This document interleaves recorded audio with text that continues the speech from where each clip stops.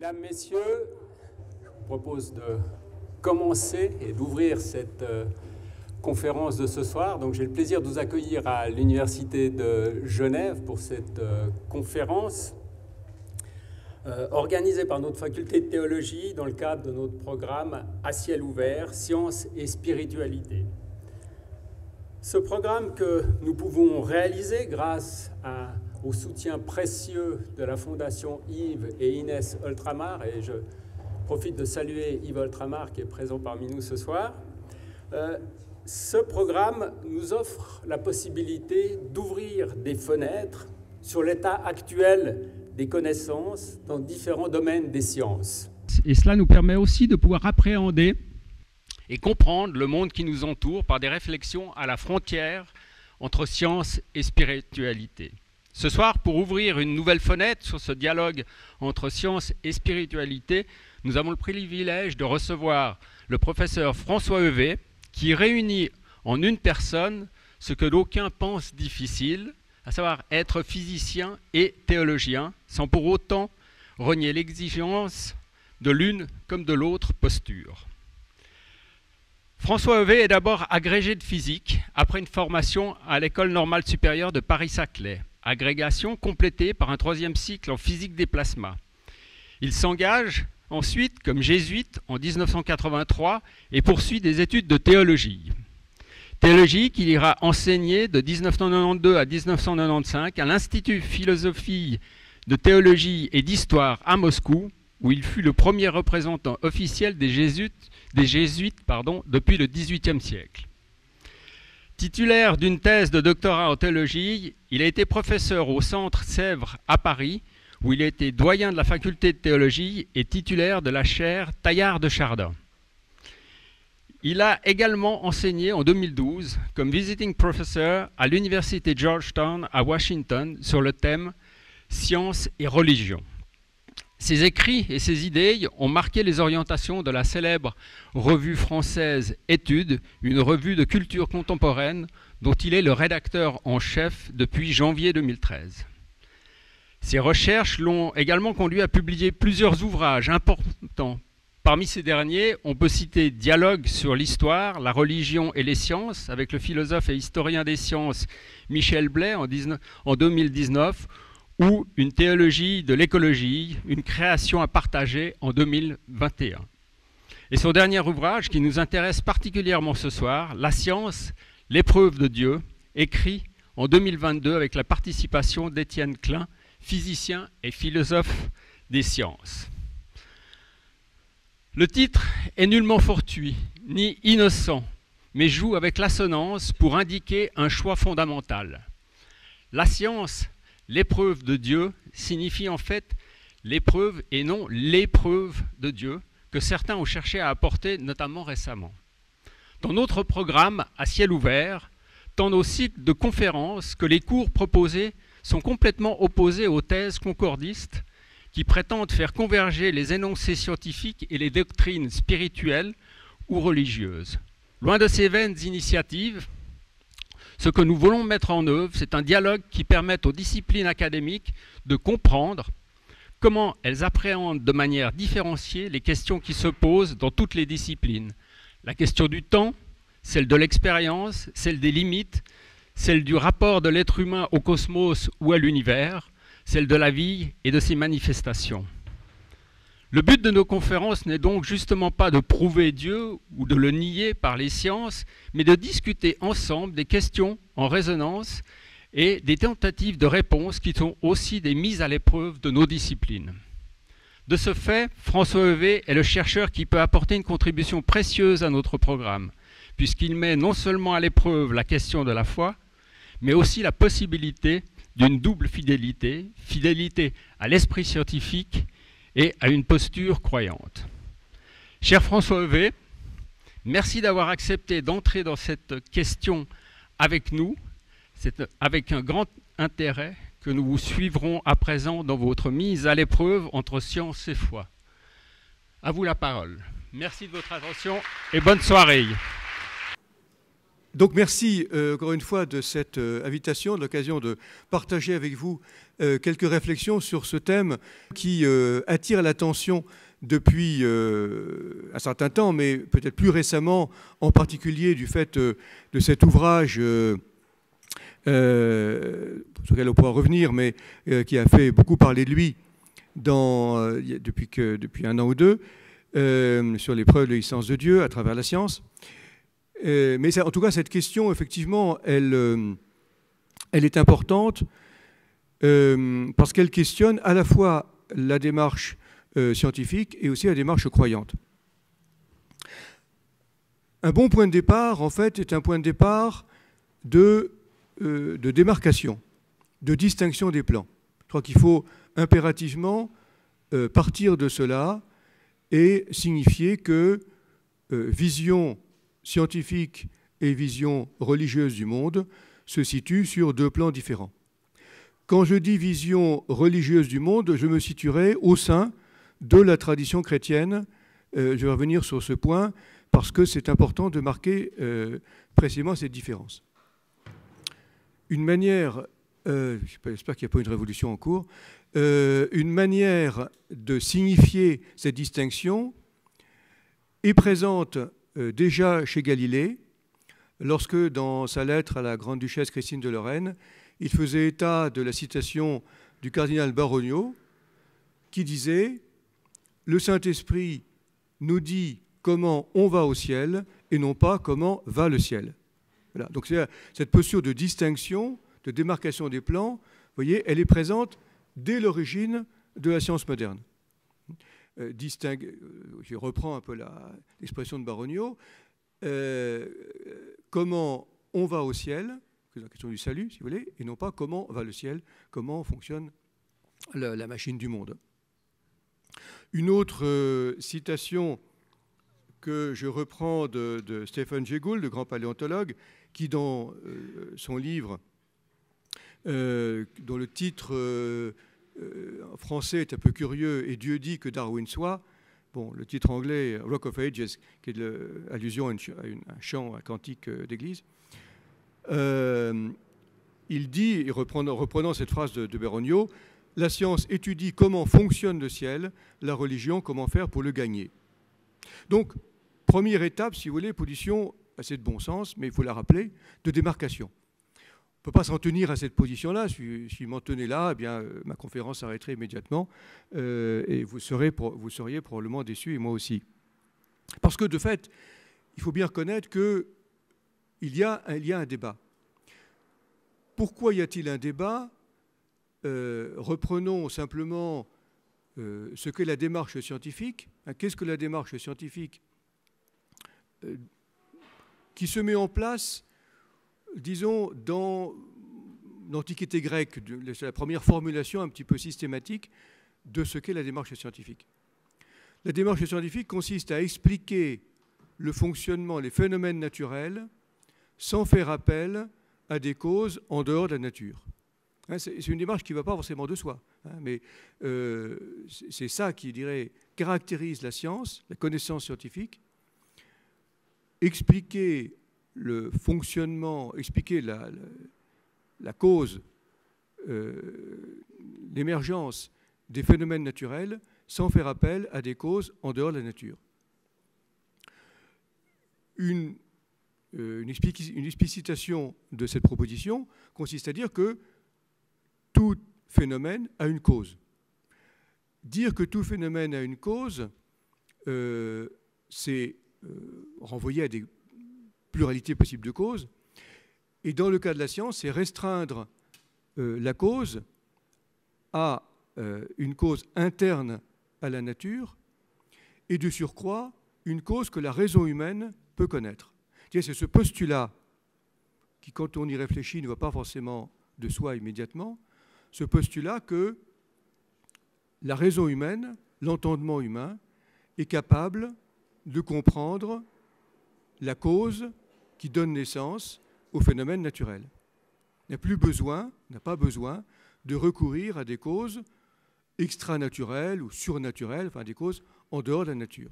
Vous voyez bien qu'il y a là, effectivement, à ce niveau-là, un contraste, une opposition entre vision scientifique comprise ainsi et vision religieuse, si on identifie vision religieuse à une vision du monde dans laquelle au moins certains phénomènes naturels ont des causes qui sont en dehors de la nature.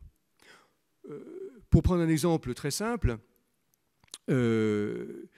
historiquement référé au XVIIIe siècle, est-ce que l'orage, si l'orage qui tombe sur la foudre qui va tomber sur ou détruire un bâtiment ou tuer une personne, est-ce que la cause est la colère divine parce que c'est un châtiment contre une population qui a commis le mal, ou est-ce que c'est un phénomène électrique?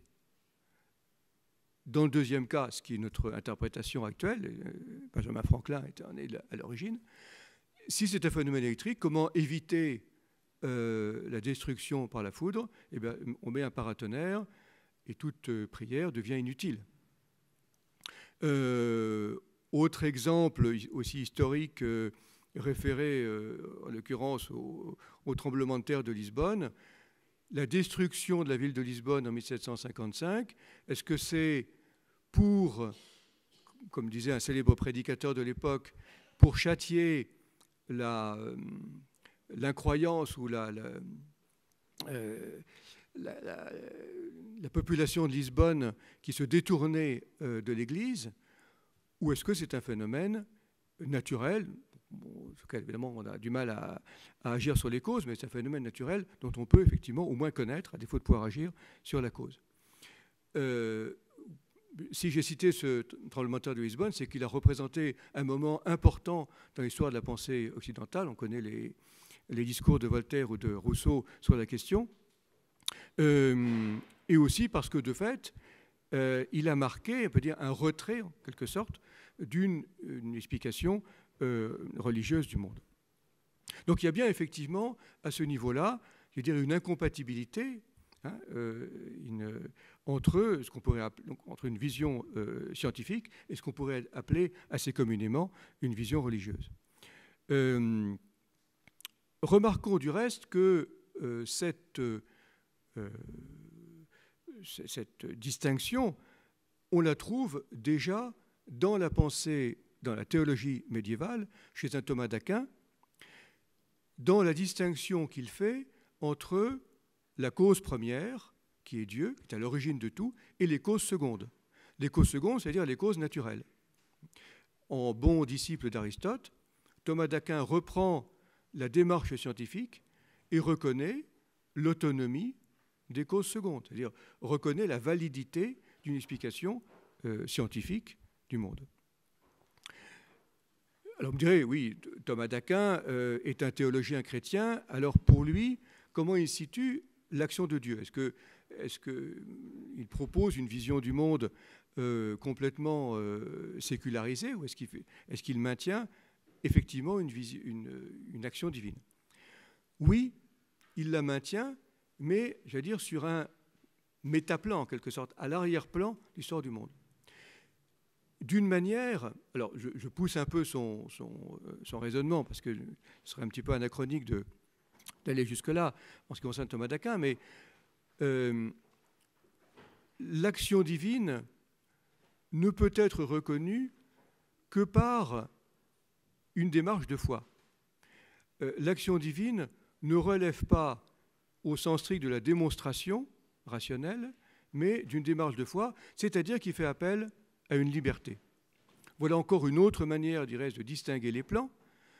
D'un côté, la démarche scientifique, une démarche rationnelle qui s'impose à tout esprit raisonnable. Vous n'avez pas le choix de démontrer, une fois qu'une proposition scientifique est démontrée, ce n'est pas une question de choix personnel, c'est une question de fait.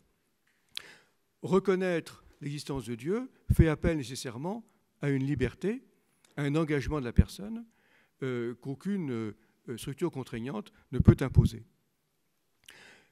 Un exemple, une manière de dire la même chose, donc je reviens, si vous voulez, un petit peu à ma distinction. Après ça, je vais revenir plus dans le détail historique, voir comment la science moderne se met en place et comment, de fait, une certaine articulation, un certain rapport entre les visions chrétiennes et les visions scientifiques se met en place au cours de l'histoire. Mais je reviens un petit peu à cette démarcation. Une manière d'illustrer cela, c'est de réfléchir sur les deux sens du verbe connaître. Connaître objectivement une situation ou connaître une personne. Vous réalisez bien que connaître un phénomène naturel, connaître scientifiquement, objectivement un fait, c'est autre chose que connaître une personne, c'est-à-dire établir avec elle une relation, voire au mieux, j'allais dire une relation de confiance, une relation d'amour, si vous voulez, pour aller jusqu'au bout du type de relation, mais en tout cas instaurer une relation de personne à personne. Si je prends l'exemple de la médecine, par exemple, le médecin, si je dis le médecin connaît son malade, dans quel sens j'emploierai le mot de connaissance? Si c'est la pratique médicale, ce sera plutôt sur le versant de la connaissance objective. Alors, on pourra discuter effectivement de savoir dans quelle mesure, voilà, je vois que des têtes se hochent dans l'assistance, mais on voit bien que c'est là où justement petit à petit des formes d'articulation vont pouvoir apparaître, qu'il n'est pas complètement justifié de distinguer radicalement la connaissance purement objective d'une chose et la connaissance interpersonnelle, la connaissance d'une personne. Si je m'en tenais simplement à la connaissance purement objective, eh bien, le médecin pourrait démonter l'organisme de son malade pour l'examiner plus commodément. Vous voyez que ça poserait quand même quelques questions. Ça poserait quelques questions, et là, petit à petit, j'en viens vers mon entrée historique dans le débat. Ça poserait quelques questions parce que la connaissance scientifique, donc la connaissance objective, connaissance qui fait appel à des éléments seulement naturels, connaissance à laquelle l'esprit humain a accès, la raison humaine a accès, ce qui est une manière, du reste par parenthèse, de valoriser fortement la raison humaine. Hein, la pensée grecque, et encore une fois, cette pensée grecque que la théologie médiévale reprend, cette pensée valorise fortement la raison humaine, la capacité humaine à comprendre le monde. Il n'y a pas, au moins dans la perspective chrétienne classique, il n'y a pas de réticence d'entrée de jeu à admettre la capacité de la raison à comprendre le monde. C'est aussi un point sur lequel il faudrait insister. Il faut insister, c'est que d'entrée de jeu, l'expression chrétienne de la foi, même si la foi, encore une fois, relève plus d'une relation interpersonnelle avec Dieu, néanmoins, l'insistance des premiers penseurs chrétiens sur le fait que l'expression de la foi doit prendre une forme rationnelle.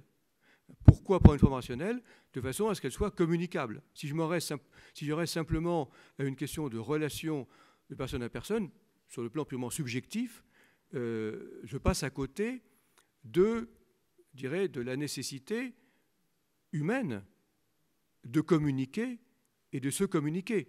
Et si je veux communiquer, bien sûr par le langage, mais qui dit langage dit logos, et qui dit logos dit aussi raison. Donc l'expression, le souci d'exprimer rationnellement la foi chrétienne est présente dès le début. Ce qui n'est pas forcément le cas, je dirais, dans toutes les religions. Bon, ça, c'est une question que je laisse de côté. Même si, encore une fois, dès le début, certains penseurs vont reconnaître des limites, disons, à l'expression rationnelle, bien sûr. Sur Tertullien, par exemple, l'expression qu'il faudrait mettre dans son contexte, je crois parce que c'est absurde, credo quae absurdum, n'est pas évidemment est employé avec beaucoup de prudence,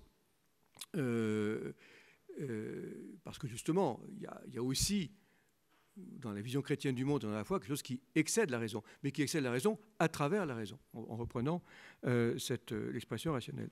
Donc, je dirais, de ce point de vue-là, à la fois démarcation et puis reconnaissance de l'importance de la démarche rationnelle. Tout ça pour dire que historiquement, la pensée chrétienne s'inscrit assez volontiers dans le cadre de la pensée grecque pour reconnaître la pertinence de la démarche scientifique et donner place à la démarche de foi, mais qui est plus sur le plan, encore une fois, de la relation interpersonnelle et donc, à certains égards aussi, de l'agir. C'est-à-dire, la foi chrétienne est peut-être plus axée sur l'éthos, sur l'agir, que sur la connaissance comme telle. Naturellement, toute action suppose une certaine connaissance, mais toute action aussi va plus loin que la simple connaissance des choses. Quelqu'un comme Newman, par exemple, au XIXe siècle, insistait beaucoup sur cette distinction, soulignant le fait que oui, la foi se situe plus sur le plan de l'agir que sur le plan de la connaissance comme telle. Donc, la théologie chrétienne, la pensée chrétienne s'inscrit assez volontiers dans cette démarche.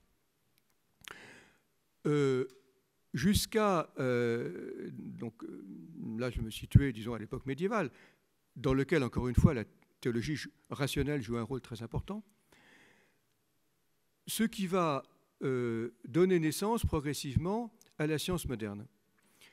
Et c'est là où, je dirais, c'est la conjoncture dans laquelle la question se pose aujourd'hui.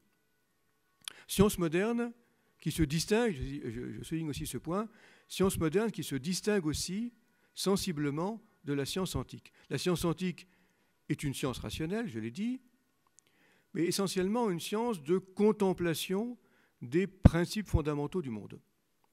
Le sage antique est un observateur du fonctionnement du monde, avec cette idée fondamentale, qu'on retrouve dans beaucoup de civilisations du reste, d'harmonie fondamentale du monde, du cosmos. Le mot grec cosmos, qui a donné aussi en français l'adjectif cosmétique, se rapporte à la beauté. Il y a une harmonie fondamentale, et l'enjeu de la démarche de pensée, la démarche du sage, consiste à contempler, à percevoir cette harmonie fondamentale du monde, harmonie que l'on observe dans le fonctionnement du ciel. L'observation du ciel, on peut dire, c'est la référence même, c'est le fondement même de la science antique. Le ciel, si on observe attentivement son fonctionnement, on est frappé par la régularité du fonctionnement du ciel, la circularité des mouvements célestes. Donc, description d'un cosmos qui est un cosmos sphérique, puisque le cercle est la forme parfaite, le mouvement circulaire uniforme est le mouvement parfait, que la sphère est dans l'espace est la forme parfaite. Donc le cosmos est une sphère, la Terre bien sûr est une sphère, on n'a pas attendu l'époque moderne pour le savoir, non pas à partir d'une observation bien sûr, mais à partir d'une déduction théorique. La Terre doit être une sphère. Distinction aussi essentielle entre le monde terrestre, qui est le monde de l'imperfection, nous savons bien, le monde de la génération et de la corruption, comme dit Aristote, et le monde céleste, qui est lui le monde de la perfection, le monde du divin. Donc là aussi, une dimension religieuse au sens très large du terme. Encore une fois, les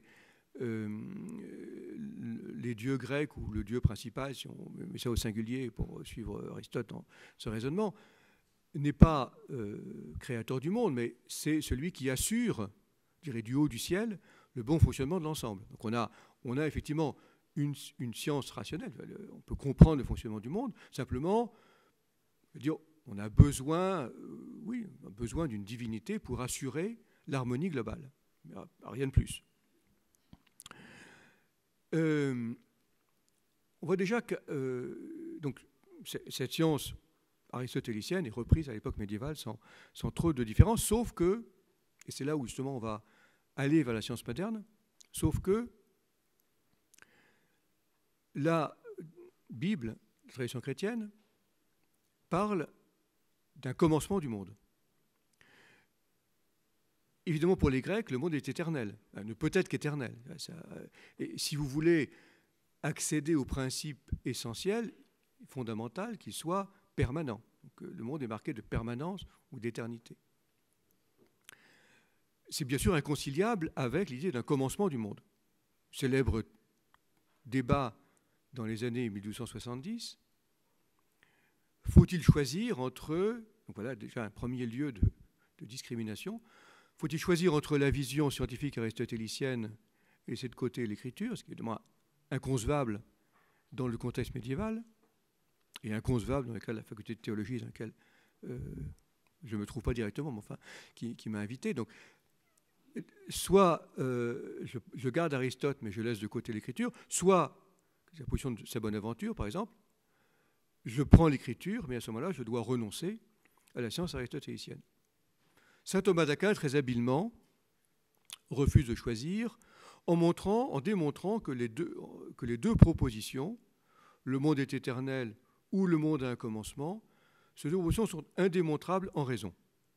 Voilà. Donc il y a de l'indécidable.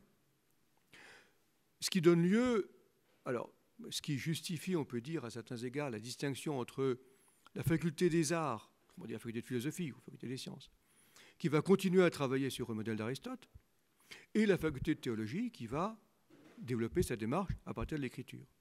Bon, on peut dire démarcation, si on veut. Mais démarcation, mais justement, ce qui m'intéresse, c'est l'interface entre les deux. Évidemment, ce sont des débats très compliqués que je schématise à l'extrême, mais qu'est-ce qui va se passer? C'est que, alors, un événement dont les historiens discutent l'importance, mais je le mentionne quand même, en 1277, l'évêque de Paris condamne une série de propositions aristotéliciennes et condamne en particulier la proposition « le monde est éternel ». On ne peut pas l'enseigner dans l'université de Paris. Donc ça pourrait ruiner la démarche scientifique. Sauf que va se développer, sinon une démarche scientifique, au moins une certaine vision du monde, qui va mettre l'accent sur la contingence des phénomènes naturels. Donc on n'est plus dans le cadre aristotélicien de la permanence des principes qui peuvent être perturbés, mais enfin en gros il y a des principes fondamentaux, mais qui va mettre l'accent sur la contingence des phénomènes naturels. Et donc sur le nécessaire recours à l'expérience pour connaître le fonctionnement de la nature. Puisque le fonctionnement de la nature n'est plus déterminé par des principes éternels, il faut, à chaque instant, un peu poussé, mais enfin, il faut régulièrement faire des expériences pour connaître le fonctionnement du monde. Donc on va voir se développer une science expérimentale. Ce qui n'est pas... Alors, vous me direz, oui, des expériences, il y en avait à l'époque des Grecs. Certes, mais pas de manière aussi principielle. Encore une fois, la sphéricité de la Terre, ce n'est pas une affaire d'expérience, c'est une affaire de théorie. Alors, après ça, on va mesurer les rayons de la Terre par des systèmes trigonométriques, d'accord, mais c'est a posteriori. C'est une fois qu'on a reconnu que la théorie est à sa place. Donc, mise en place d'une science expérimentale, effectivement, on dirait débat à l'interface. On voit comment petit à petit va émerger une vision du monde dans laquelle l'expérience va jouer un rôle significatif et aussi, peut-être de manière encore plus significative, s'il y a cette contingence dans le fonctionnement du monde, il y a la possibilité de le transformer. Possibilité de transformer la nature.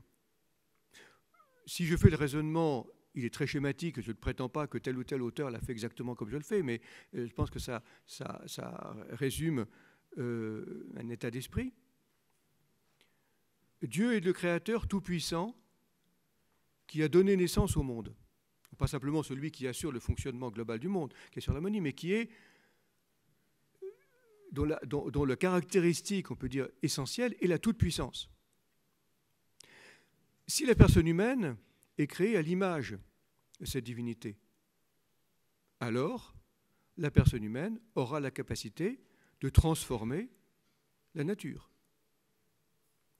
Donc, la science qui va émerger à cette époque-là, la science moderne, va s'accompagner d'une technique. Alors, on me dirait la technique, c'est un mot grec, la technique, ça existe. Oui et non. Dans l'époque grecque, Il existe bien sûr des techniciens, mais la technique va consister essentiellement à, j'allais dire, bricoler, arranger, éventuellement restaurer l'harmonie fondamentale. L'exemple de la médecine. La médecine, le rôle de la médecine va consister à rétablir l'harmonie qui a été perturbée. Il y a, de même que la matière terrestre est composée de 4 éléments, il y a dans le corps humain 4 humeurs, et quand il y a un déséquilibre entre ces humeurs, eh bien, il faut rétablir l'équilibre. Mais il n'y a pas d'idée de transformer le corps humain pour l'améliorer. Chose que nous commençons très sérieusement à envisager aujourd'hui. Et ça, c'est quelque chose qui est... Alors, vous me direz, c'est intéressant, est-ce que le transhumanisme a une justification biblique? Certains le disent. Certains transhumanistes disent, ben oui, écoutez, refont le raisonnement que je viens de faire. Vous nous dites qu'il y a un créateur tout-puissant à l'origine des choses, que l'humain est créé à l'image de ce créateur tout-puissant. Eh bien, qu'est-ce qui empêche l'humain d'exercer sa toute-puissance sur la nature? Alors, je prends l'exemple extrême du corps humain, mais déjà antérieurement, il y a une transformation de la nature. Vous la trouvez, le penseur de référence pour cela, c'est Francis Bacon, fin 16e, début 17e, qui, au titre même de cette démarche biblique, dit, mais voilà, l'humain n'est plus dépendant du fonctionnement de la nature. La nature, elle peut être propice à l'humain, quand les récoltes sont bonnes, elle peut être négative, les catastrophes, les tremblements de terre, les orages, etc. Bon, est-ce que c'est une fatalité? Non, il n'y a pas de fatalité. Je pense que pour l'homme des temps classiques, de la pensée grecque, ou peut-être on peut trouver quelques exceptions, mais enfin, ou des temps de l'époque médiévale, eh bien c'était une fatalité. Il y a des bonnes et mauvaises récoltes, c'est comme ça. Alors, on peut éventuellement faire des prières pour avoir des bonnes récoltes, mais l'idée que l'action humaine peut agir, Francis Bacon, son description de la Nouvelle Atlantide, tout à fait frappant là-dessus, l'humain peut, je ne sais plus l'exemple qu'il donne, mais ce qui me vient à l'esprit spontanément, aller faire pousser des tomates au pôle Nord. Pourquoi pas? La technique humaine, a priori, n'a aucune limite. Donc, une première caractéristique de cette époque nouvelle, effectivement, ce sera que non seulement la raison humaine peut connaître le fonctionnement du monde, mais ça c'est déjà acquis, je veux dire, depuis l'Antiquité et les temps médiévaux, mais aussi elle peut transformer presque sans limite le fonctionnement de la nature. On me dirait, il y a peut-être une objection qu'on peut faire et qu'on a faite de fait et qu'on va revoir ultérieurement, c'est la nature humaine, oui, la raison humaine, mais est-ce que la raison humaine n'est pas quand même fondamentalement corrompue par le péché originel? On verra ça surtout du reste dans la tradition protestante, même si parfois on trouve des croisements confessionnels assez curieux à l'époque. Francis Bacon, qui est protestant, qui s'inscrit dans l'héritage de la Réforme, distingue, lui, l'action physique de l'humanité et l'action morale. Oui, sur le plan moral, effectivement, l'humain est corrompu, donc a besoin de la grâce de Dieu pour sa vie morale. Mais pour la pratique opératoire, eh bien, non, la corruption n'a pas jusque-là, il peut agir par lui-même. On va dire éventuellement cet élément critique qui sera utilisé par la suite, du reste, par les instances ecclésiastiques pour critiquer la pensée des Lumières, l'optimisme des Lumières qui veut s'inscrire justement dans cette démarche de croissance et de progrès continu. Une autre composante qui a aussi une valence théologique à l'origine de la science moderne, c'est le postulat de mathématisation des phénomènes terrestres. Parce que la science antique, cette connaissance rationnelle des choses, elle s'applique principalement au fonctionnement du ciel. Pour Aristote, pour cette référence, les phénomènes terrestres, le monde vivant en particulier, c'est un observateur commencé du monde vivant, ne relève pas du même type de connaissance parfaite, je veux dire, que celle que l'on peut avoir du fonctionnement céleste. En tout cas, les phénomènes terrestres ne peuvent pas être mathématisés. Cette part d'aléatoire qui s'y rapporte. La nouveauté galiléenne va consister à postuler que même les phénomènes terrestres, phénomènes célestes, on le sait bien, bien sûr, sont mathématisables, mais même les phénomènes terrestres, alors l'exemple typique de la chute des corps, même les phénomènes terrestres relèvent de lois mathématiques. L'un des intérêts, un intérêt de la chose, c'est que cela rend ces phénomènes prédictibles. Si je connais la loi mathématique, l'exemple de la chute des corps est peut-être moins intéressant que la projection d'un objet. C'est la physique élémentaire. Si je connais la vitesse et l'angle de lancement de mon objet, je sais où il va tomber avec le même degré de précision. Donc cette connaissance mathématique, vous voyez tout l'intérêt, couplée aussi avec une technique, parce que à la fois je postule la capacité de transformer les phénomènes naturels et j'ai la connaissance des lois du mouvement, à ce moment-là, je pourrais en prédire les conséquences. Pourquoi ce postulat de mathématisation des phénomènes terrestres? Pourquoi, autrement dit, pour Galilée, il n'y a plus cette séparation radicale entre le monde céleste et le monde terrestre, qui était fondamentale, encore une fois, pour la cosmologie grecque, et médiévale, pareil. On peut s'interroger, une hypothèse qui a été faite par le philosophe Alexandre Kojève, trouve provocatrice et intéressante, c'est au titre de la théologie de l'incarnation. Qu'est-ce que c'est la théologie de l'incarnation? C'est Dieu qui vient dans une figure humaine.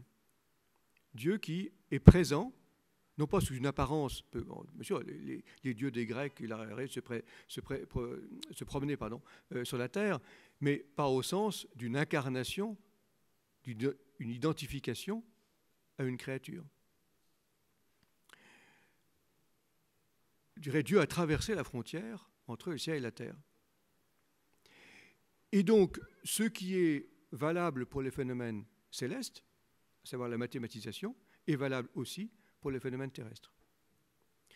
Il est clair que pour Galilée, c'est une affaire de raisonnement. C'est-à-dire pour Galilée, ce n'est pas en observant la chute d'un objet qu'il en a déduit une loi mathématique. Évidemment, non. Il n'est pas le premier à avoir tombé des objets. Mais c'est le premier à avoir dit il y a derrière une loi mathématique qu'il a plus ou moins démontré avec des erreurs, peu importe.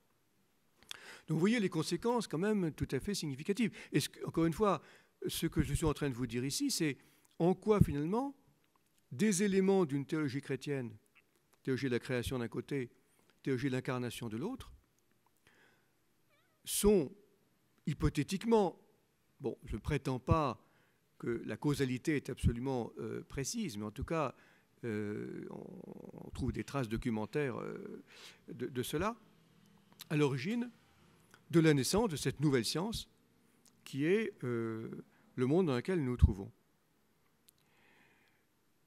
Ce qui dirait, à ce moment-là, c'est parfait, vision scientifique et vision chrétienne se rejoignent complètement. Hein. Alors, quelqu'un comme Newton, fin XVIIe siècle, est tout à fait conscient de cela. C'est lui qui a été le premier à formuler complètement la mécanique moderne, avec la découverte de la gravitation. Newton est tout à fait conscient de cela, et Newton, du reste, est presque autant théologien que physicien. Avec quand même la nuance, c'est qu'il tient à ce que Dieu continue à intervenir dans le fonctionnement du monde.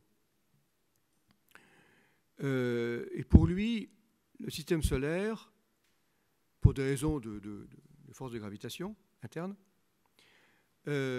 l'équilibre du système solaire nécessite des interventions régulières de Dieu. L'apport de Laplace, un siècle après, consistera à démontrer que cet apport, cette intervention divine n'est pas nécessaire, que le système solaire a son équilibre sans faire appel à une action divine, fameuse réponse de Laplace à Napoléon, qui lui demandait si Dieu avait un rôle dans son système. Il dit non, Dieu n'a plus de rôle, n'a plus le rôle que Newton lui a affecté. Ça ne veut pas dire que Laplace éliminait Dieu par principe, mais en tout cas, dans le fonctionnement physique du monde, Dieu n'intervient plus. Vous voyez, donc Newton se situe encore une sorte de position intermédiaire, que Leibniz, du reste, avait critiqué. Leibniz qui est plus philosophe que Newton, avec le raisonnement suivant, je le résume très... c'est mieux dit dans son vocabulaire, mais enfin ça revient à ça. Si Dieu est un créateur parfait, il n'a pas besoin de réintervenir dans le fonctionnement de sa machine du monde. De l'autre chose une, soit c'est un créateur parfait, donc il n'intervient plus, soit il a besoin d'intervenir, donc ce n'est pas un créateur parfait, donc ce n'est pas Dieu. Voilà. Donc déjà, Leibniz avait critiqué Newton. Bon, je ferme la parenthèse historique là-dessus. Donc nous en arrivons effectivement à cette situation qui est, je dirais, la topographie dans laquelle s'inscrit globalement la pensée chrétienne du XIXe siècle, qui admet l'autonomie du fonctionnement du monde au sens physique et qui va, j'allais dire, mettre la foi plus sur le plan, encore une fois, de la morale, personnelle ou collective, du sentiment. Le XIXe siècle est intéressant parce que le XIXe siècle, c'est à la fois, je dirais, la généralisation de la démarche scientifique, son efficacité pratique par le développement de l'industrie. Donc on voit, effectivement, la science n'est pas simplement une affaire de quelques raisonnements de théoriciens. On voit pratiquement la transformation du monde qui s'opère, on en voit les fruits, et par l'instruction publique, par l'éducation, tout le monde participe à ça. Donc on va avoir un siècle qui est très scientifique, voire très scientiste, en pensant que voilà, la science va remplacer toute autre forme de comportement humain, et en particulier la morale.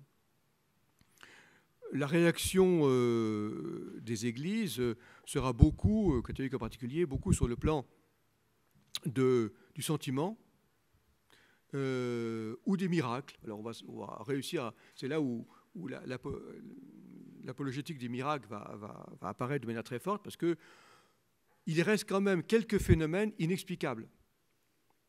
Et donc ces phénomènes inexplicables, eh bien, surtout quand il y a de guérison, puisque la science n'explique pas ce phénomène, il passe de guérison, alors la cause en est surnaturelle. Bon, le problème, c'est que c'est pas que la science n'explique pas ce moment présent, qu'elle n'expliquera jamais. Bon, enfin, bien. Mais vous voyez, c'est effectivement à ce moment-là que se développe toute cette apologétique du miracle, des apparitions, bon, etc. Enfin, tout ce phénomène intéressant à observer, parce que c'est aussi lié au développement des chemins de fer. Donc, vous voyez, la technique des chemins de fer va favoriser aussi les apparitions. Bon, enfin, c'est un point que je laisse à votre examen. Mais donc, le 19e est marqué par cette dichotomie très forte entre d'un côté une vision scientifique du monde qu'on va accepter, nonobstant l'événement du miracle, et puis une religion qui sera beaucoup plus une religion sentimentale. En fait, les choses bougent. Là, j'en viens vers la fin de mon propos. Les choses vont bouger, évidemment, fin 19e, début 20e, sur deux plans. D'abord, la critique de cette vision scientifique du monde, qui est une vision, finalement, essentiellement mécanique. La nouveauté galiléenne est une physique mathématique, mais aussi mécanique. La physique moderne repose sur la mécanique, repose sur l'image d'un monde machine. C'est l'horloge.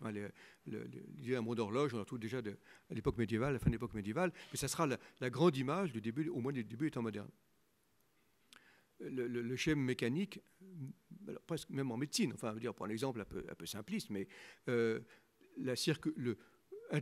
interpréter le cœur comme une pompe et la circulation sanguine comme une affaire de tuyaux et de pompes. Voilà, voilà typiquement un exemple d'un schéma mécanique.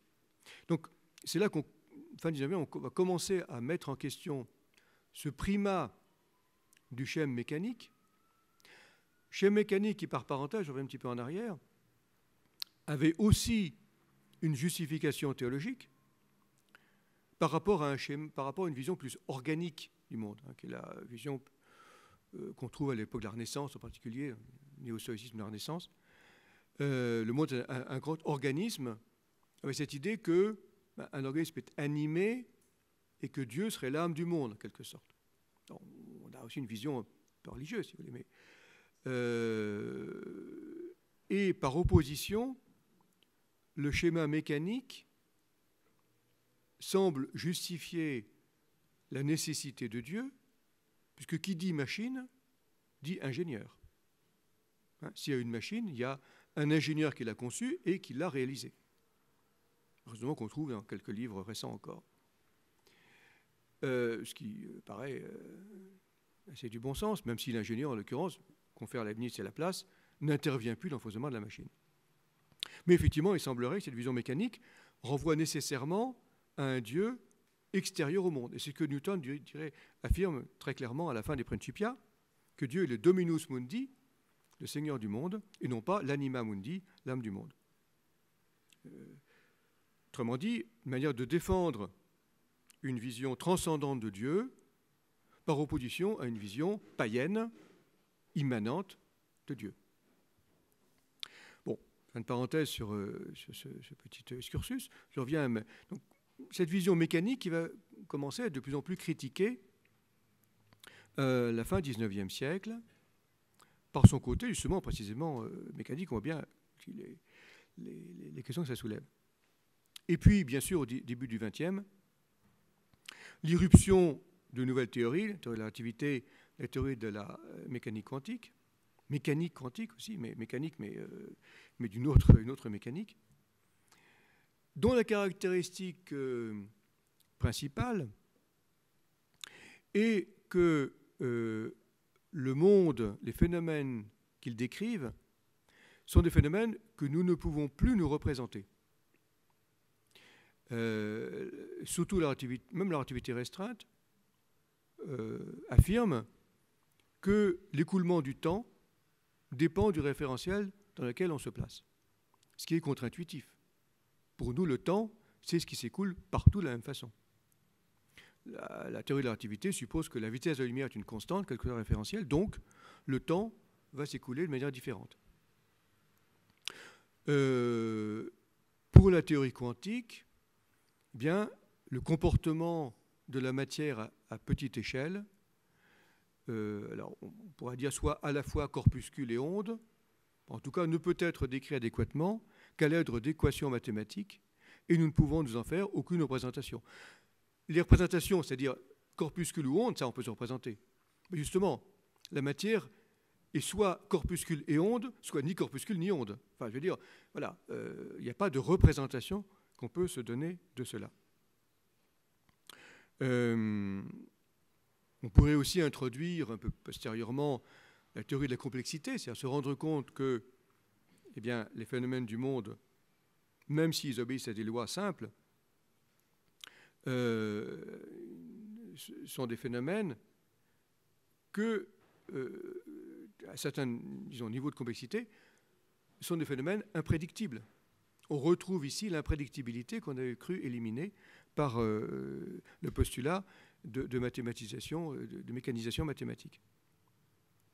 Alors, est-ce que ces théories contemporaines du XXe siècle réintroduisent la question de Dieu? Pour ma part, je serais assez réservé là-dessus. Vous voyez, ce n'est pas absolument évident. On pourrait mentionner évidemment la cosmologie. Parce que là, il se trouve que, non pas par, j'ai envie de dire par hasard, mais ce n'est pas par hasard, bien sûr, que la relativité générale appliquée à l'univers montre que l'univers est en expansion et que si on extrapole cette expansion, on arrive effectivement à ce qui apparaît comme un commencement du monde. Ah tiens, alors que la science classique avait admis, disons, une permanence des principes, une permanence des lois, eh bien là, on voit revenir l'idée scientifique d'un commencement du monde. La difficulté, comme vous savez sans doute, c'est que nous n'avons pas de théorie pour décrire ce commencement, puisque c'est une extrapolation. Il faudrait fusionner la relativité générale et la mécanique quantique, ça on ne sait pas faire. Donc on n'a pas de théorie. Pour les tout premiers instants, si on veut parler en ce terme, on n'a pas de théorie. On pourrait, il y a des essais théoriques qui évidemment essaient de s'affranchir de ce commencement, ce qui est normal. Je veux dire, toute démarche scientifique, pour toute démarche scientifique, tout est fait à une cause qui la précède. Donc on ne peut pas admettre un phénomène qui soit sans cause. Et mettre Dieu comme cause, ça veut dire se réintroduire dans le champ de la physique, ce qui est naturalisé, ce qui pose aussi des questions, qui pose problème évidemment. Donc, on ne peut pas dire de ce point de vue-là que les théories contemporaines réintroduisent directement la question de Dieu ou d'un Dieu créateur. En revanche, effectivement, oui, on peut dire que ces théories du XXe siècle nous font sortir d'une démarche simplement scientiste qui consisterait à penser que le monde est devant nous absolument transparent. Ce n'est pas fortuit que quelqu'un comme Einstein, par exemple, ne peut pas soupçonner de défaut de rigueur scientifique, se présenter comme un esprit religieux, non pas au sens des religions confessionnelles classiques, mais au sens d'une perception du mystère fondamental du monde. Qu'il y a un mystère, non pas quelque chose qui par principe doit échapper à la raison, mais quelque chose qui entraîne la raison toujours plus loin dans son travail. Et donc il y a quelque chose d'insaisissable, on peut dire, dans la nature du monde. Quelque chose qui entraîne l'esprit à aller au-delà de ce que l'on peut voir et saisir. La démarche scientifique, encore une fois, elle repose sur le postulat que l'on peut comprendre les phénomènes du monde parce que leurs causes sont intérieures au monde, que l'on peut donc, que le monde devient en quelque sorte transparent devant l'esprit humain. Bon, c'est un beau programme, mais reconnaître aussi qu'il y a toujours plus de profondeur, un certain au-delà, une capacité d'émerveillement aussi, c'est quelque chose qui est entraîné, qui est dans le sillage de ces théories contemporaines. Et c'est vrai que le fait aussi de ne pas pouvoir se représenter les choses nous montre qu'effectivement, il y a dans le monde quelque chose qui échappe à notre emprise. Et ça, je dirais, ça introduit une autre dimension. Pas nécessairement une dimension religieuse au sens étroit du terme, mais quelque chose qui nous fait aller au-delà de la représentation plate, si on veut, des choses. Et de fait, de ce point de vue-là, la science du XXe siècle nous fait aller au-delà. Donc même si, et là je vais peut-être conclure parce que le temps s'est écoulé, et c'est un bon moment pour la discussion, qu'effectivement, je reviens à ma position de démarcation, que je conserve globalement. Oui, la foi chrétienne ne nous enseigne rien sur le fonctionnement du monde. Mais elle nous dit peut-être quelque chose sur la manière d'agir dans ce monde. La science, elle, nous dit le fonctionnement, tente de nous dire le fonctionnement du monde, tout en laissant la porte ouverte à notre manière de nous y rapporter. Et donc il y a possibilité d'articuler, de tenir ensemble une pluralité de regards sur le monde. On pourrait aussi évoquer le regard du poète, qui a aussi sa valeur, qui n'est pas simplement une valeur esthétique au sens superficiel du terme, mais qui fait percevoir aussi d'autres dimensions. Donc il y a possibilité, sans mélanger les plans, mais instruit aussi par une histoire, de tenir ensemble une palette large et riche de visions du monde. Voilà ce sur quoi je voulais conclure mon propos pour vous laisser le temps du débat. Je vous remercie.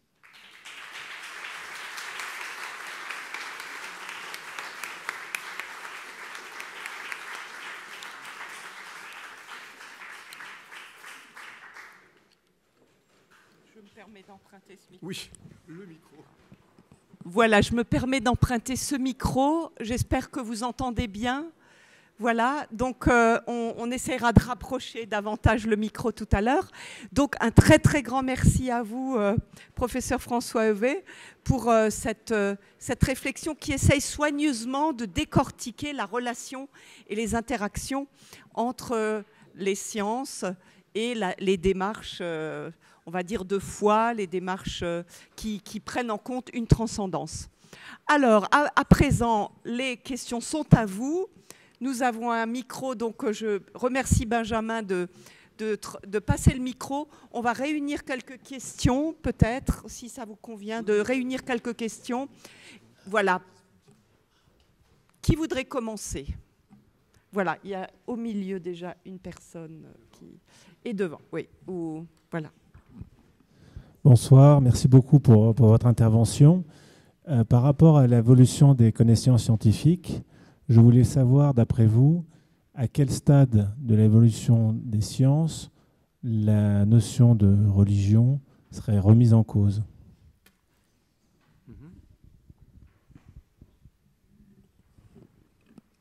On réunit encore quelques questions. Oui, merci beaucoup pour cette très belle présentation, très équilibrée, je dois dire. Je suis physicien, non-croyant, mais j'ai un grand respect pour le sacré. Et ma question est la suivante. Est-ce que vous croyez que la création est plutôt de nature scientifique ou religieuse par rapport à ce que j'ai vécu comme scientifique, résolution de problèmes? Donc, en fait, la question, est-ce que vous voyez une grande différence entre la résolution de problèmes, donc chercher à comprendre ce qui n'est pas compréhensible, et la création?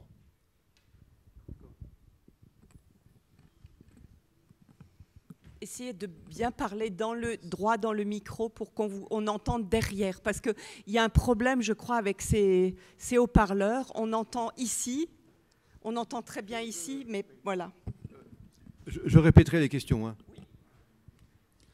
Vous nous avez dressé un panorama très complet de la science et de la foi chrétienne. J'ai le sentiment très subjectif que vous nous avez assez peu parlé de Dieu au final et quelle place il lui reste dans cette science qui explique le monde sans du tout faire appel à lui. Voilà. Bon, il y a de quoi faire. Donc une première question sur, voilà, peut dire, tel que j'ai compris, hein, vous direz si c'est ça, ce que je n'ai pas du tout fait allusion, peut dire à la science de la religion, c'est-à-dire en quoi finalement la science peut expliquer l'origine de la religion. Je ne sais pas si c'est ça que vous aviez à l'esprit. Est-ce que les sciences vont arriver à un moment donné potentiellement à une nouvelle théorie qui remettra en cause finalement la création du monde par... Oui, alors, oui, d'accord. Okay. Ce qui peut rejoindre aussi la question de la place de Dieu, la dernière question, oui. Alors, avant d'y répondre, je vais peut-être un petit détour par ma première compréhension de votre question, mais qui n'est pas sans intérêt. Parce que de fait, depuis, disons, le début du 19e siècle déjà, des tentatives d'expliquer scientifiquement l'origine de la religion. Ça se prête une autre conférence, hein, je ne vais pas la faire ici. Soit par la psychologie, soit par l'évolution, bon, plus récemment par les théories évolutives. Bon, évidemment, la première question, sur laquelle, du reste, je suis passé très très vite, c'est qu'est-ce que c'est que la religion? On aurait peut-être dû commencer comme ça, du reste. Hein, qu'est-ce qu'on appelle religion? On pourrait dire, sommairement, la religion, c'est ce qui fait appel à des entités non naturelles. Non naturelles, c'est des entités que, au moins, que l'on ne peut pas saisir. Alors, bon, il y a de multiples définitions de la religion, je dis ça un petit peu comme ça rapidement. Pourquoi, effectivement, spontanément, face à des phénomènes naturels, c'est ce qui nous intéresse ici, face à des phénomènes naturels, on fait appel à des entités, des esprits, des démons, des anges, Dieu, bon, qui seraient en dehors de la nature. Pourquoi et des entités, du reste, qui sont qui sont à la fois insaisissables par nous, mais aussi anthropomorphes, puisque ces entités, on leur donne aussi des intentions.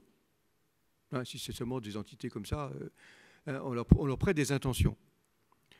Effectivement, c'est là, on peut dire, oui, le fonctionnement des religions, les cultes et les prières sont pour orienter favorablement les intentions de ces esprits qui nous soient favorables. Bon, attitude qu'on trouve partout dans l'humanité, voilà. Et effectivement, on peut peut-être, par la psychologie, par les neurosciences, trouver des explications à l'origine de ce sentiment. Alors, j'en viens, on va arriver finalement aux questions posées. J'en viens à me dire, mais est-ce que la religion biblique, la Bible et le christianisme en particulier, déjà le judaïsme, est-ce que ces religions s'inscrivent immédiatement et complètement dans ce genre de schéma?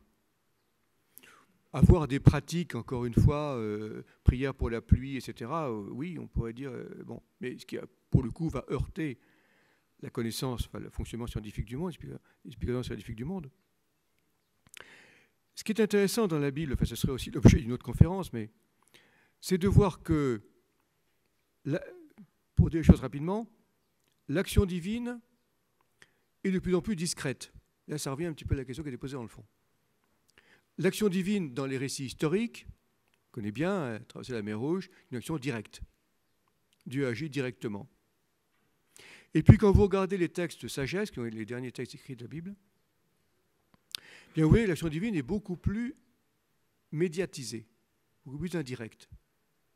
Hein, ce sont les éléments du monde, je pense au livre de la sagesse, bon, il faudrait un petit peu de temps pour démontrer sur texte, mais le dernier livre, semble-t-il, écrit de la Bible hébraïque, excusez-moi, c'est en grec, pardon, l'Ancien Testament. L'action divine, elle se fait par la médiation des éléments du monde. Donc elle n'est pas reconnaissable immédiatement. Hein, ce qu'on voit, c'est des phénomènes naturels. C'est une affaire d'interprétation. Donc effectivement, c'est la place de Dieu, enfin, la question difficile, et pour laquelle je n'ai pas forcément de réponse immédiatement opératoire, et la question, vous disiez place de Dieu, moi je dirais la question de l'action de Dieu. Si je me réfère effectivement à l'Exode, etc., bon, Dieu agit visiblement. Si je prends les miracles au sens habituel du mot, Dieu agit immédiatement. Je pense que la logique même de la cohérence biblique nous oblige à reconnaître une action médiate de Dieu. Autrement dit, une affaire d'interprétation. Il n'y a pas de nécessité de rapporter tel phénomène précis à une action de Dieu et non pas des phénomènes naturels. Encore une fois, c'est l'affaire de la cause première et cause seconde. C'est l'affaire de reconnaissance. Mais effectivement, on se pose la question, mais quelle pertinence ça a? Pourquoi reconnaître une action de Dieu? Pourquoi ne pas se contenter simplement de connaître les phénomènes tels qu'ils sont? Je pense que l'enjeu, finalement, pourquoi est-ce qu'on connaît? On connaît pour agir. Et est-ce que notre action est simplement fondée sur une connaissance? La connaissance ne donne pas les critères ultimes de l'action. L'agir humain va au-delà de ce que nous connaissons. Ce que nous connaissons du monde, aussi parfaite soit une connaissance, c'est un monde imparfait précisément. Donc l'horizon, la visée que nous donne notre action dépasse la simple connaissance.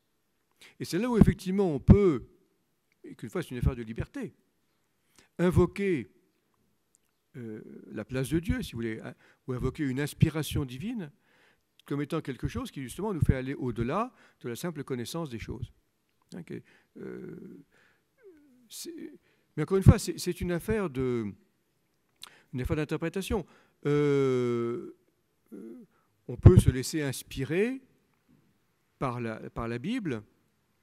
On peut reconnaître dans la figure du Christ l'incarnation de Dieu. Ce qui est intéressant dans le christianisme, c'est que finalement, l'accès à Dieu se fait par une figure humaine, autrement dit par une créature. Vous voyez, c'est quand même, je sais qu'il y a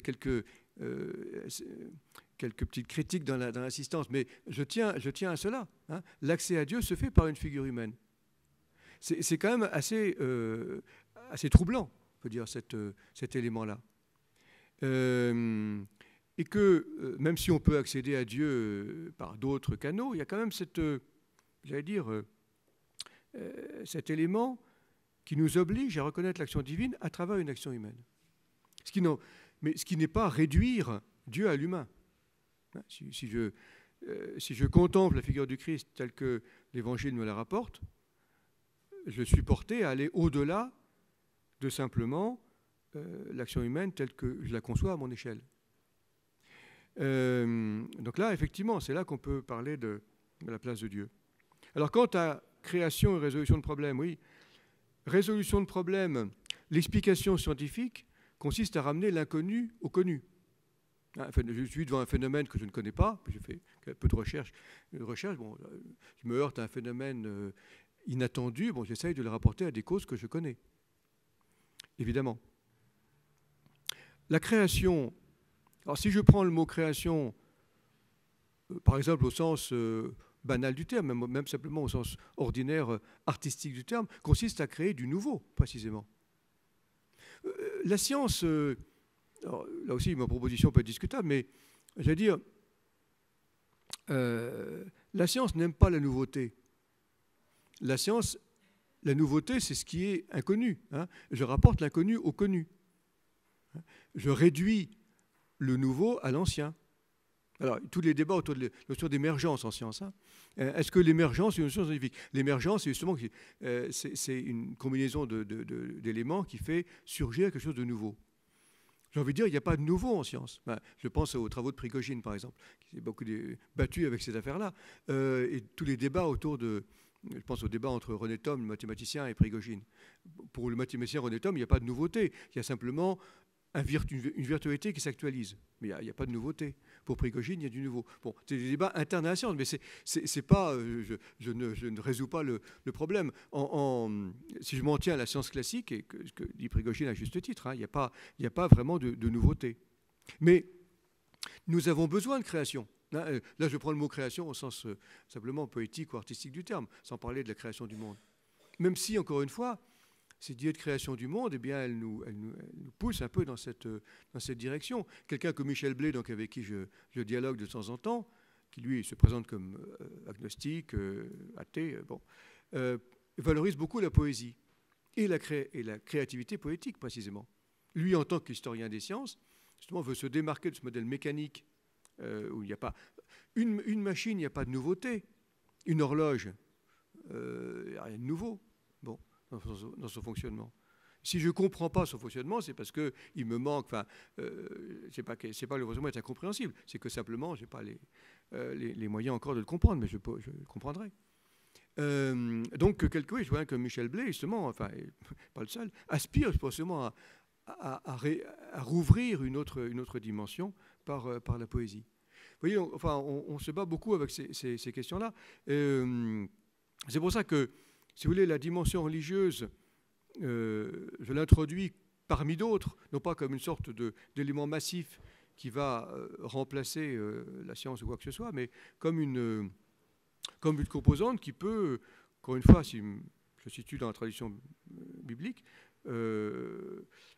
compatible avec cette explication scientifique, mais capable éventuellement de l'enrichir. On a le temps encore pour... On a encore le temps pour 2-3 questions. Alors, monsieur, et puis madame.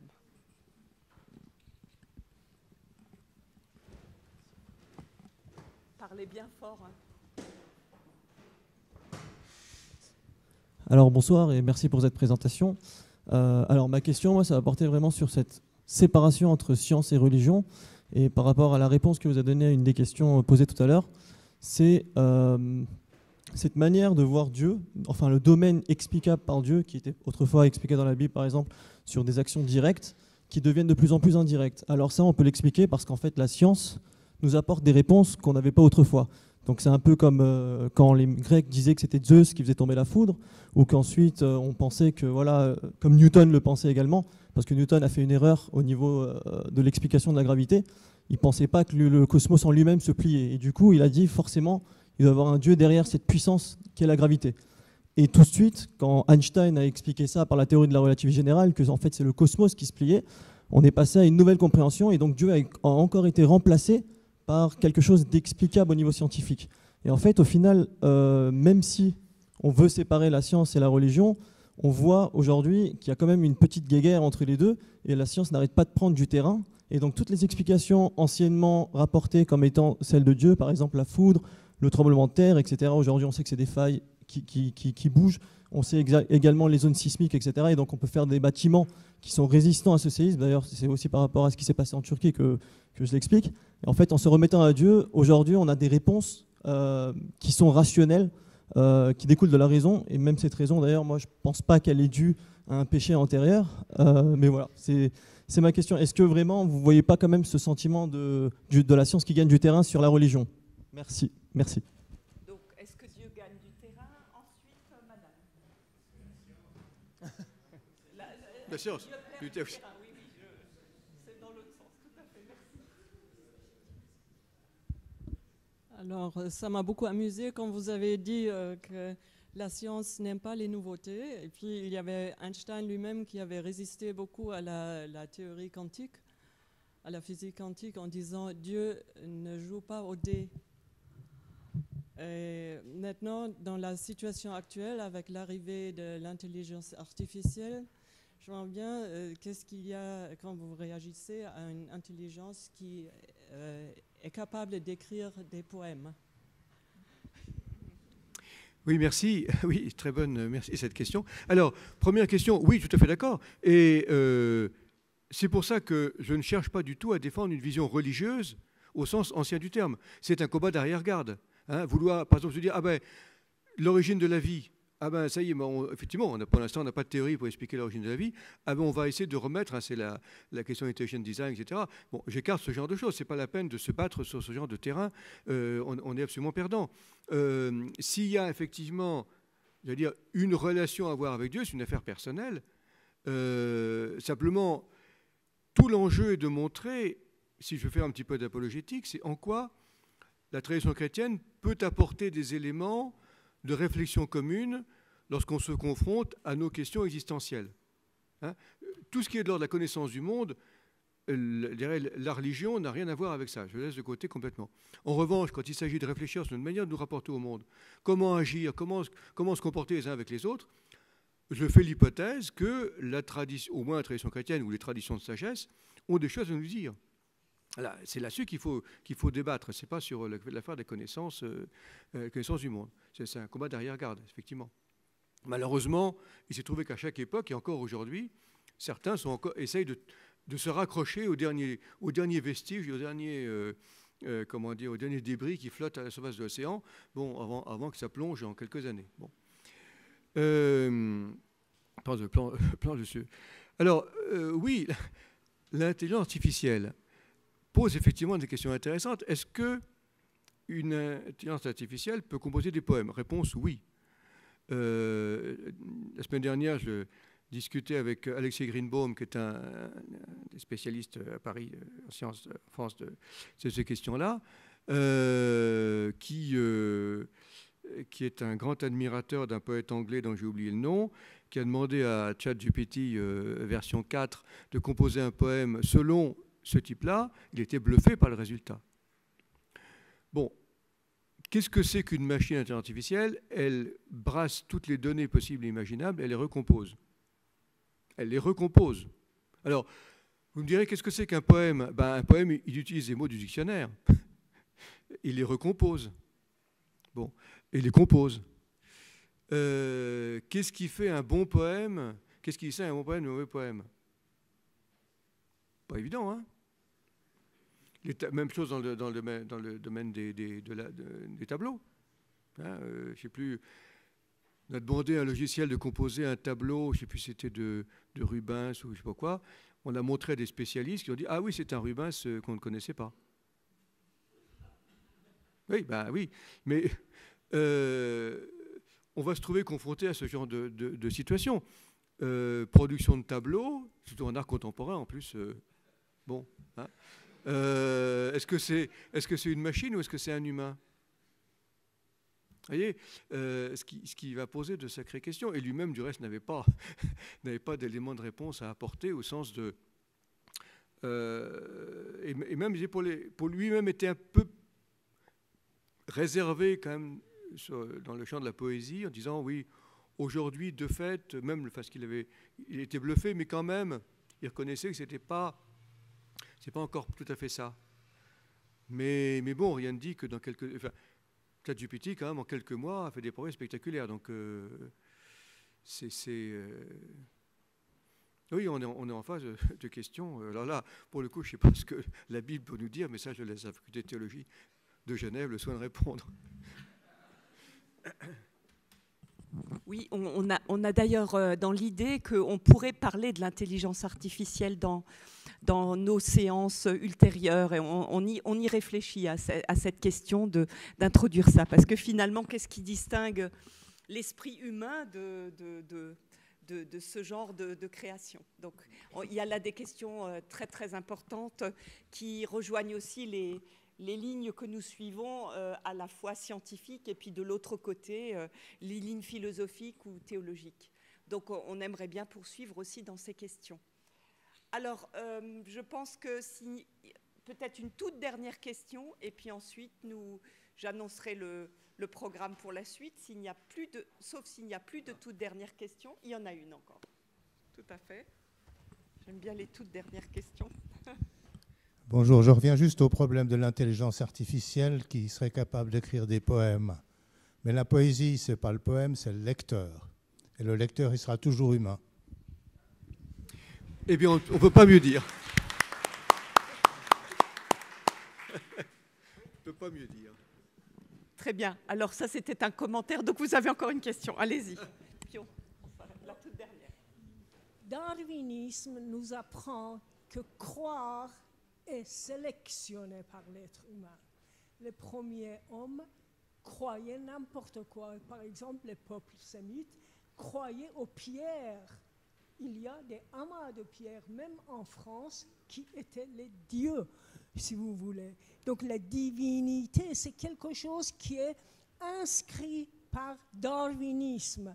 Et la neurothéologie nous apprend que nous pouvons stimuler certains endroits de lobe temporal, et à ce moment-là, un croyant, il dit « Oh, je vois Dieu, je vois Jésus, il a pris ma main, etc. » Donc, c'est inscrit dans notre génome par la sélection naturelle de Darwin. Voilà, ça fait écho à ce que je disais tout à l'heure, c'est-à-dire, effectivement, on peut trouver des explications scientifiques, en l'occurrence neuroscientifiques, de quoi ?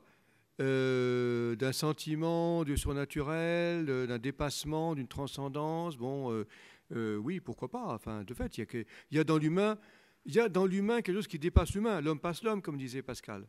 Et que ça, c'est effectivement, c'est quelque chose qui est dans la nature humaine.